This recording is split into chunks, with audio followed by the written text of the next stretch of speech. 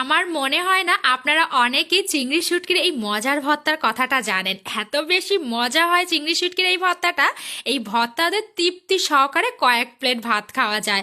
আর এই শীতকালে এরকম একটা ভর্তা তৈরি করে 2-3 দিন পর্যন্ত অনায়াসে খেতে পারবেন। চালেন মজার ভর্তাটা করে ফেলি। প্রথমে একটা কড়াই চুলাতে বসিয়ে দিয়েছি ভর্তা করার জন্য, সেখানে বেশ খানিকটা সরিষার তেল দিয়েছি। এই ভর্তায় সরিষার তেল দিলে বেশি ভালো লাগবে খেতে। বেশ কয়েকটা শুকনো মরিচ দিয়েছি, ঝালের পরিমাণ একটু বেশি দিচ্ছি, খেতে বেশি মজা লাগবে। আর 4টার মতন কাঁচা মরিচ দিয়েছি, 2 রকম ঝালের কম্বিনেশনে তৈরি করবেন, খেতে বেশি ভালো লাগবে।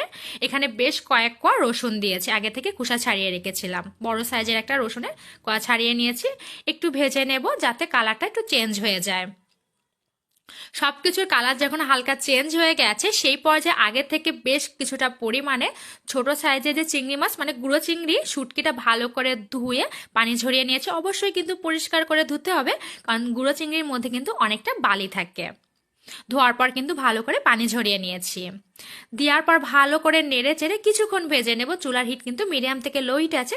বেশি ধাওয়া জালে কিন্তু এই ভর্তাটা করা যাবে না, তাহলে কিন্তু পোড়া লেগে যাবে, খেতে ভালো লাগবে না।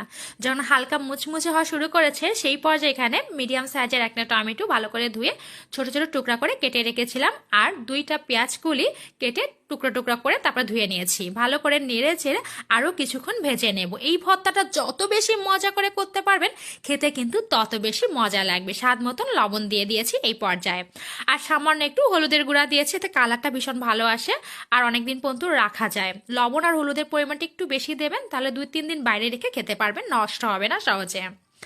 ভাজা হয়ে গেলে সবকিছু এখানে স্বাদটাকে আরো বাড়ানোর জন্য 1/2 চামচের মতন আস্ত জিরা দিয়েছি, এতে ফ্লেভার আর টেস্টটা বহুগুণ বেড়ে যাবে।